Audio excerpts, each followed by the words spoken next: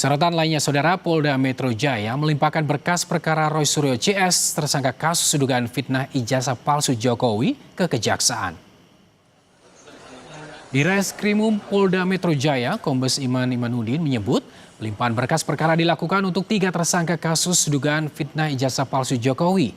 Hal itu disampaikan Kombes Iman Imanuddin dalam konferensi pers di Polda Metro Jaya pada Senin sore.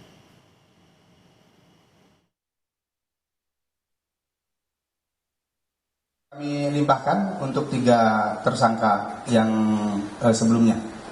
Kemudian penyidik tentunya akan berada pada posisi yang netral.